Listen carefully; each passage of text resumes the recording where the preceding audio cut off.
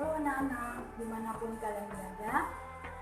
Pada hari ini kita akan belajar bersama saya, Rita, SSI Guru Kimia di SMA Swasta Pancastia Sintang, Provinsi Kalimantan Barat. Baik anak-anak, coba kalian lihat gambar di samping. Kalian tahu itu gambar apa? Itu adalah gambar reaksi-reaksi kimia yang terjadi di laboratorium. Nah, tentunya kalian pernah mempelajari tentang reaksi redoks di kelas 10. Ada yang masih ingat? Ya. Nah, yang pertama kita akan lihat konsep dari reaksi redoks. Kita lihat dulu slide berikut ini.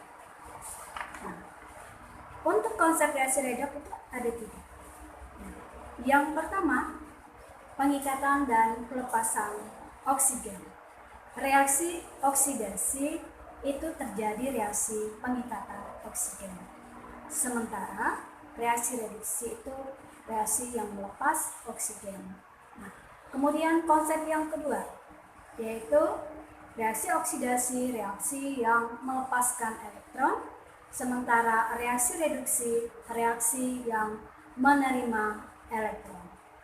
Konsep yang ketiga, reaksi oksidasi adalah reaksi yang mengalami kenaikan bilangan oksidasi, sedangkan reaksi reduksi yang mengalami penurunan bilangan oksidasi.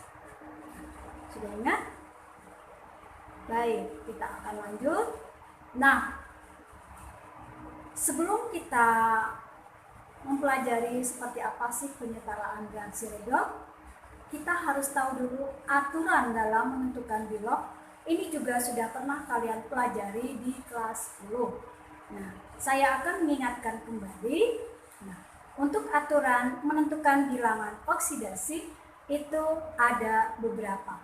Nah, yang pertama, unsur bebas jumlah biloknya sama dengan 0.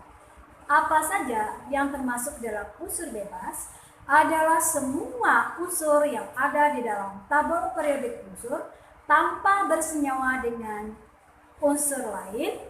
Nah, kalaupun dia bersenyawa itu sesama dia sendiri. Contohnya Cl2, H2, N2. Nah, itu masuk dalam kategori unsur bebas. Kemudian yang kedua yaitu untuk logam golongan 1A, 2A, dan 3, biloknya positif. Golongan 1A positif 1, golongan 2A positif 2, golongan 3A positif 3 dalam senyawanya. Jadi kalau dia dalam bentuk senyawa, kamu tidak perlu lagi mencari berapa sih biloknya. Yang penting kamu ingat dia golongan berapa. Kemudian yang ketiga. Nah, aturan yang ketiga, untuk bilok atom H dalam senyawa itu adalah positif 1, kecuali dalam senyawa hidrida. Hidrida itu apa? Kalau atom H itu terikat dengan logam, maka biloknya -1. Nah, yang berikut, atom O. Atom O dalam senyawa biloknya itu -2. Nah, tapi ada pengecualian. Pengecualiannya dalam peroksida itu -1, dalam superoksida itu -1, dan dalam OF2 positif 2. Itu aturan yang harus kamu ingat ya. Nah, aturan yang jumlah total bilok atom dalam suatu senyawa, jumlah total biloknya itu dalam suatu senyawa netral itu adalah 0. Nah, yang terakhir, kalau tadi senyawa netral, nah yang ini senyawa ion. Nah, kalau dalam senyawa ion itu sama dengan muatannya. Nah, kalau dia muatan -1, maka jumlah totalnya -1. Kalau dia -2, jumlah totalnya -2. Kalau dia positif 1, maka jumlah total biloknya positif 1. Kita lihat seperti apa sih contohnya diberikan dua contoh untuk kalian. Nah, kita akan lihat menentukan bilok atom S dalam H2SO4. Jumlah total biloknya sama dengan 0, di mana 2 kali bilok atom H tambah 1 kali bilok atom S sama 4 kali bilok atom O. 2 kali 1 tambah 1 kali bilok atom S tambah 4 kali min 2 sama dengan 0. Jadi bilok atom S-nya itu positif 6.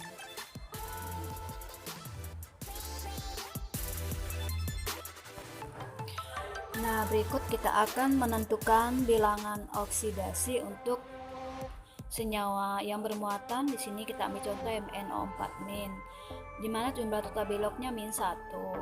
Karena O itu min 2 biloknya, sehingga 4 kali min 2 min 8 dijumlahkan dengan min 1, nanti pindah ruas, Mn jadi positif 7. Jadi seperti itu cara menentukan bilok. Sekarang waktunya kita menyetarakan reaksi redoks. Simak penjelasan berikut. Oke, jadi tadi kita sudah melihat konsep redoks dan penentuan bilok. Nah, sebelum saya lanjut ke penyetaraan redoks, nah, dalam suatu persamaan reaksi redoks, tidak semua atom terlibat dalam reaksi. Nah, yang terlibat, yang tidak terlibat ya. Yang tidak terlibat umumnya atom H, atom O, golongan 1A, golongan 2A. Tetapi ada pengecualian. Apa pengecualiannya? Yaitu kalau mereka ini berada dalam keadaan bebas, tentunya dia akan terlibat. Oke. Bisa dipahami? Baik, nah sekarang saya akan masuk bagaimana menyetarakan reaksi redoks. Nah, dalam penyetaraan reaksi redoks kita punya 2 cara. Ibu akan jelaskan cara yang pertama, yaitu dengan metode setengah reaksi.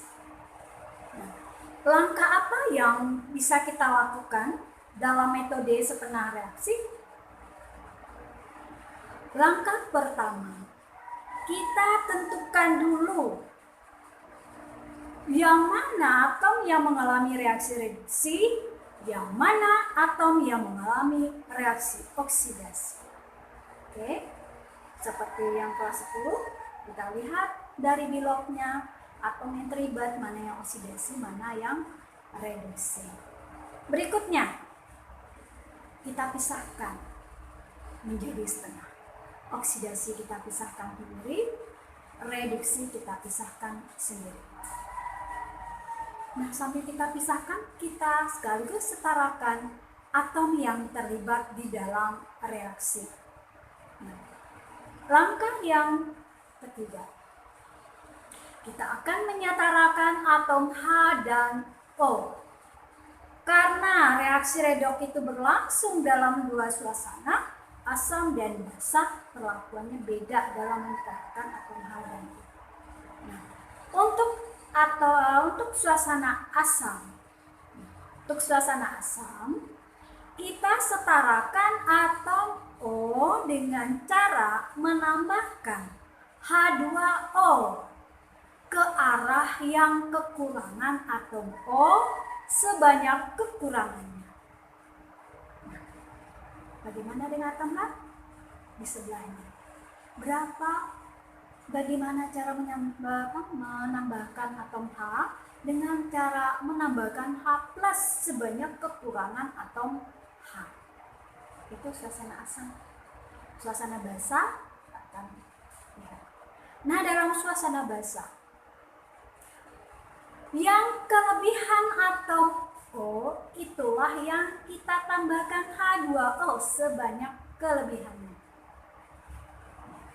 Bagian yang lebih.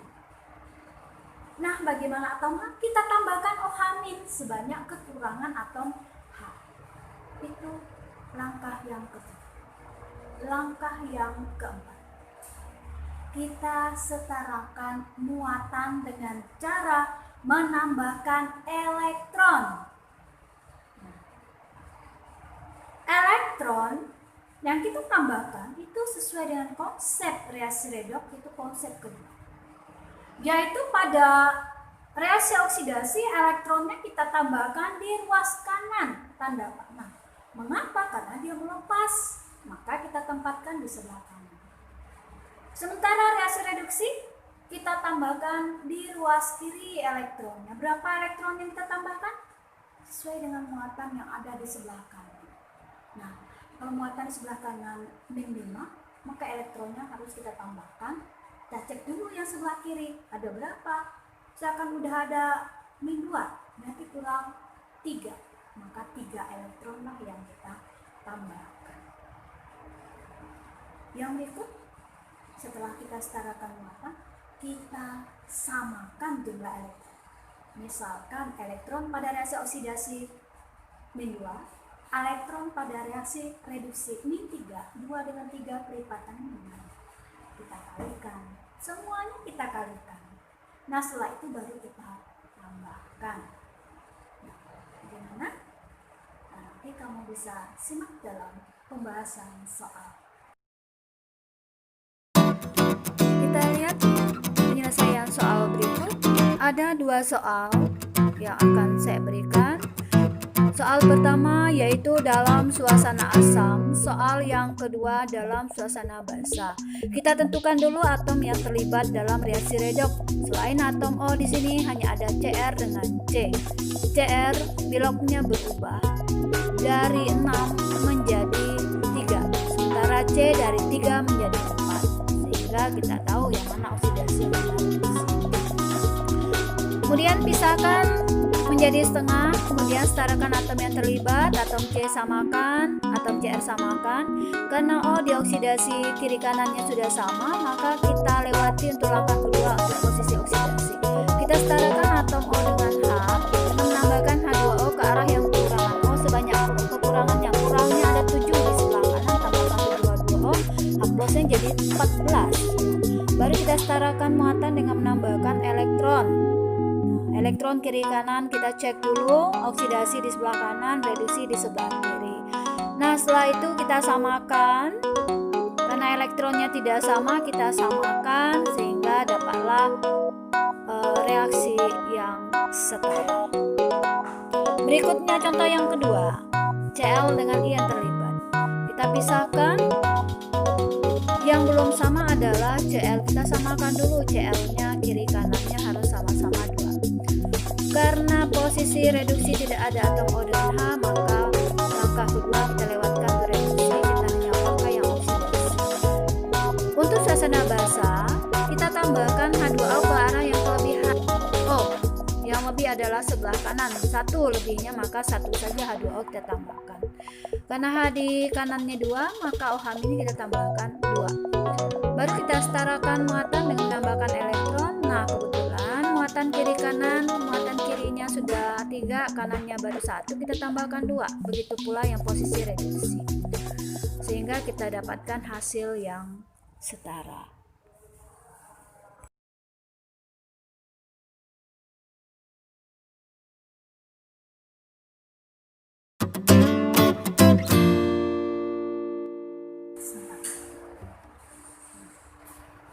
Anak-anak, sebelumnya kita sudah mempelajari penyetaraan reaksi redoks dengan metode setengah reaksi. Nah, yang kedua lebih simpel. Kalau langsung ketemu soalnya itu lebih gampang, lebih cepat. Nah, penasaran? Yuk kita simak. Ada beberapa aturan yang harus kita perhatikan dalam menentukan penyetaraan redoks menggunakan metode kedua, yaitu metode perubahan bilangan oksidasi. Langkah pertama sama seperti tadi, kita tentukan dulu atom yang terlibat reaksi oksidasi dan yang terlibat dalam reaksi reduksi. Setelah kita tentukan, kita cek dulu atomnya sudah sama belum. Kalau belum, maka kita lakukan langkah kedua. Kita samakan dulu atom yang terlibat. Nah, Pada saat kamu sudah menyamakan atom yang terlibat, maka bilognya otomatis kamu juga kalikan dengan jumlah koefisien yang kamu masukkan di situ. Nah, setelah itu baru kita lihat berapa sih kenaikan bilangan oksidasinya dan berapa sih penurunan bilangan oksidasinya. Turunnya berapa, naiknya berapa. Saya contohkan, kalau turunnya 3, naiknya 5. Nah, 3 dengan 5 itu kelipatannya gimana? Jadi yang 5 kali 3, yang 3 kali 5. Pengalinya ini harus kamu kalikan ke koefisiennya, koefisien yang terlibat. Nah, selesai bagian ini. Selanjutnya apa? Kita setarakan muatan dengan cara menambahkan H+ dalam suasana asal. Di mana kita tambahkan? Di area yang perlu. Misalkan di sebelah kanan itu positif berapa? Positif 5, di sebelah kirinya positif 2. Tentunya yang kurang adalah sebelah kiri. Maka kita tambahkan 3H+. Biasanya muatannya. Selanjutnya kita setarakan jumlah atom H dengan menambahkan H2O. Berapa H2O yang kita tambahkan? Sebanyak kekurangan atom H-nya. Bagaimana? Cukup simpel? Lebih simpel lagi kalau kamu sudah mengerjakan soalnya. Nah, kita simak penjelasan soalnya berikut ini. Kita akan lihat contoh soal untuk metode kedua. Soal yang sama dengan yang tadi. Nah, kita akan lihat soal pertama. Langkah pertama sama, kita tentukan dulu atom yang terlibat dalam reaksi redoks. Tadi adalah Cr dengan C. Nah, setelah itu langkah kedua, kita setarakan jumlah atom yang terlibat. Karena Cr dengan C-nya itu beda, kita samakan dulu. Nah, saat kita menyamakan, bilognya langsung kita kalikan juga dengan jumlahnya. Sehingga turunnya berapa, naiknya berapa. Kalau Cr kan turunnya 6 Cr. Kemudian C-nya naiknya 2, kelipatannya di 6, sehingga itu 3 kalikan di depan C ya. 3 kalikan depan C sehingga dapatlah 3C2O4 2- menjadi 6CO2. Setelah itu baru kita setarakan muatan dengan H+. Karena muatan di sebelah kirinya masih kurang, maka kita tambahkan H+ di sebelah kiri. Karena muatan di sebelah kanan sudah ada positif 6, sementara di sebelah kiri itu negatif 8, maka harus tambahkan 14 H+ sehingga muatannya setara. Sementara di sebelah kanannya kita tambahkan 7 H2O. Selesai soal yang kedua. Nah, Cl ini kita samakan. Cl turun 2, I naik 2, kan udah sama, jadi tinggal kita setarakan muatan. Karena di sini yang kurang di sebelah kiri, suasana basah itu tambahkan O- ya. Nah, sebelah kiri kita tambahkan sehingga sudah setara. Jadi seperti itulah penyelesaian soal.